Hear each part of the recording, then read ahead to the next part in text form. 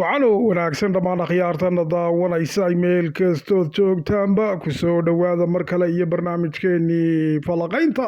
qodobadan kusoo qaadanayno waxaa ka mid a sacuudiga oo sheegay inuu heshiis ilaalin xagga badda u la galay dowladda fadhiidka ee soomaaliya iyadoo hadda turkiga iyo sacuudiga iyo masar la sheegay inay isku soo bahaysteen dagaal ka dhana qarannimada somalilan iyadoo la sheegayo xeebaha markaasi jamhuuriyadda somalilan ee seylac ilaa iyo laasqoray in ay doonayaan inay xoog ku qabsadaan iyagoo cudurdaar markaasi u sameynaya inay dowladda fadhiidka ee soomaaliya u saxeexday xogtii ugu dambeysay ayaa hayayo dhinaca kale turkiga oo la sheegay etoobiya inuu khiyaanadii ugu weyneed hadda uu ku sameeyey isagoo markaa heshiis la galay dhinaca iyo masar iyo markaa sacuudiga si markaasi etoobiya loogu khasbo inaanay aqoonsi siinin somalilan iyadoo markaa uu ku quuqinayo erdogan in haddii ay markaasi etoobiya aqoonsisa somalilan uu kooxaha t b lfta ee kacsan uu markaa taageeri doono iyo masarba haddaba waxaa dhinaca kala jirta in ay taageero weyn ka heshay etoobiya dhinaca iyo israa'iil iyo madaxweynaha israa'iil oo hadda markaasi imanaya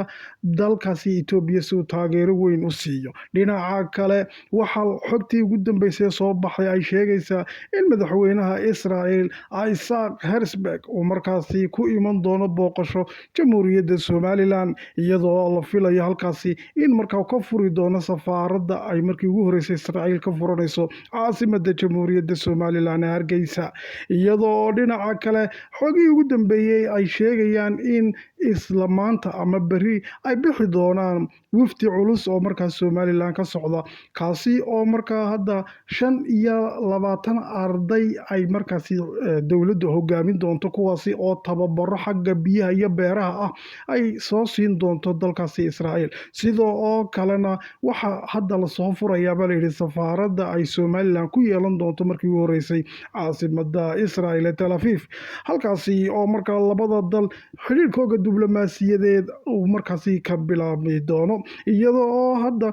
somalilan israa'iil iyo markaa imaaraadka carabta xulafadoodu ay awoodooda sii xoogaysanayso ayaa waxaa wadanka keliya tee dhexyaalka hadda laysku haysta u yahay etoobiya iyadoo markaasi hadda uu erdogan u cagajuglaynayo oo uu leeyahay haddaad aqoonsi somalilan siisid anna waan ku weeraraya laakiinse taageerada weyn ee israa'iil hadda ay markaasi siinayso etoobiya ayaa waxa ay noqotay mid hadda go-aanka etoobiya wax weyn ka bedeli doona waxaana khubarada geeska ka faallooda ay sheegayaan iyo markaasi dad badan oo diblomaasiyiin reer galbeed ah ay talo u soo jeediyeen abiy axmed in uu go-aan raganimo qaato oo aqoonsiga somalilan uu ku dhawaaqo oo uu ku biiro xulafada somalilan israa'iil iyo imaaraadka carabta oo markaa ay cudud weyn yihiin daaha dabadiisana uu ku jiro markaasi maraykanku oo aanu labaclaynin ayaa abiy loo soo jeedinaya xogihii ugu dambeeya ayaan idiin hayaa qodobada iyo qodobo kale ayaan kusoo qaadanayna barnaamijka ku soo dhowaada waa hagaag aan ku bilowno barnaamijka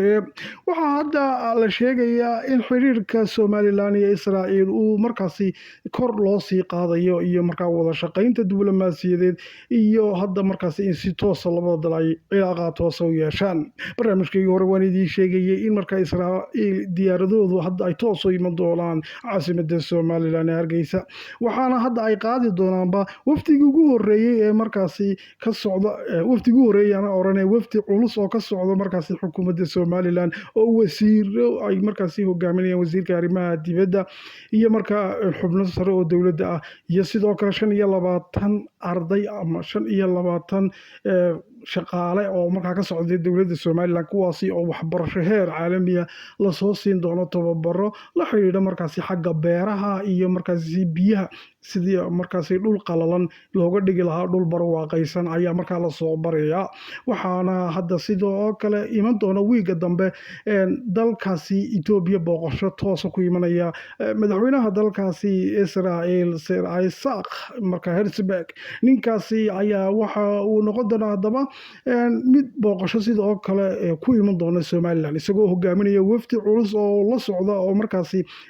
ka mid yahay wasiirka arrimaha dibadda ee Israel Gideon Saar iyo markaa madaxda ciidamada ee kala duwan sida sirdoonka militariga iyo markaa qaybaha kala duwan ee dalkaasi Israel. waxaana booqashada madaxweynahaasi ee dalka Israel Isaac Herzberg uu markaasi tahay mid uu dhoolatus markaasi siyaasadeed oo diblomaasiyadeed iyo mid militariba uu ku tusayo Erdogan inaan wax saameyn ah ku lahayn geeska Afrika cidda ka talisa ee markaasi ugu cududa roona ay tahay markaa dhinaca iyo xulafada Israel Imaaraadka iyo markaasi Somaliland. waxaana aqoonsiga Somaliland uu yahay midda kaliya ee hadda muranka badan ka dhalisay wadamada ku yaala geeska Afrika iyo bariga dhexe iyadoo labada dhinac loo kala qaybsamay qolyo taageersan aqoonsiga oo Somaliland garab taagan iyo markaasi qolyo iyagu danahooga ilaashanaya oo u waashay kuwaasoo marna diin kusoo gabanaya marna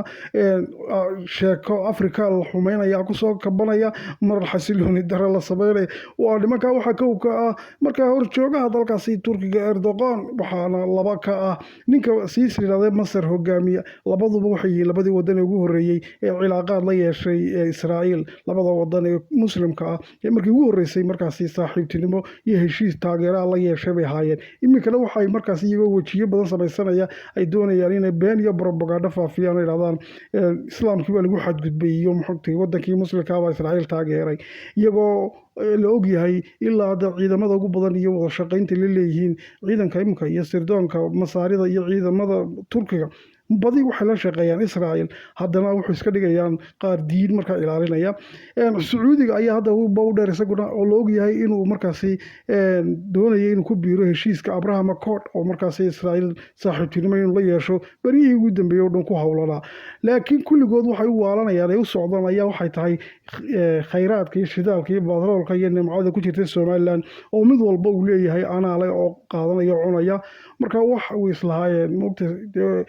timirta xabaasha taale xamar oo kala moogtay weeyaan Somaliland iska sii xisaabtamayeen. Sacuudiguna buuqada istiraatiijiga Somaliland ku taalo ayuu sheegay inuu ka gamayn. waxaana hadda xogi ugu dambeeyay ay sheegayaan in Sacuudigu oo soo qoreen qaybtooda warbaahintu inay heshiis difaac xagga badda ah la yeesheen dowladda fadhiidka ee Soomaaliya taasi oo macnaheedu ay tahay inay faragelin soo sameynayaan oo xogaha qaarkood ay sheegayaan inay ku soo ruqaasadaan ay doonayaan dhinaca iyo laas qoray qaarna wararka qaarkood ay sheegayaan saylac iyo dhulkaasi ay doonayaan inay markaa jujuub ku yimaadaan.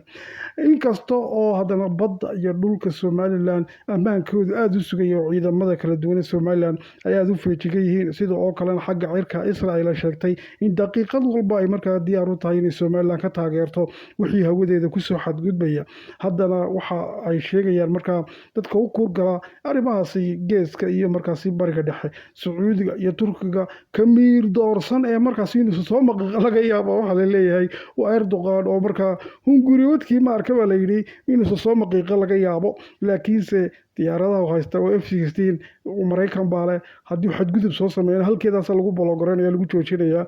Mareykan iyo Israel dee waa isku mid moogtahay waa la og yahay hadduu Israel kula hadlayso Mareykan baa kula hadlaya haddii Mareykan kula hadlayna Israel baa kula hadlaysa marka danaha Israel ee markaasi Somaliland iyo moogtahay iskaashigooga iyo moogtahay dee meesha ay joogto Israel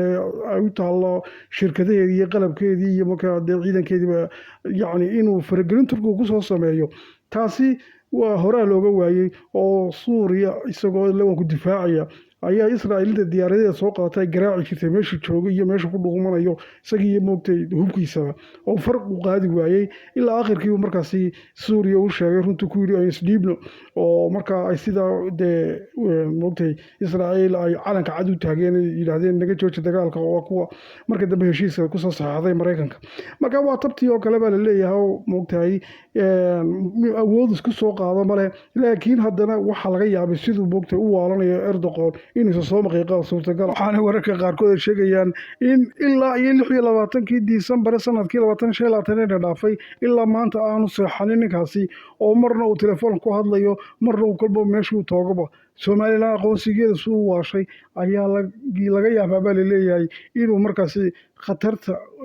kaga iman karta Israa'iilba ay indhaha tirto batroolkii nimcada iyo shidaalkii iska sii xisaabsaday iska sii teeb garaacday ee Somaliland ku dihin oo inuu daldasho ugu talagalay barnaamijkaasi ku dheeyay nabadgelyo.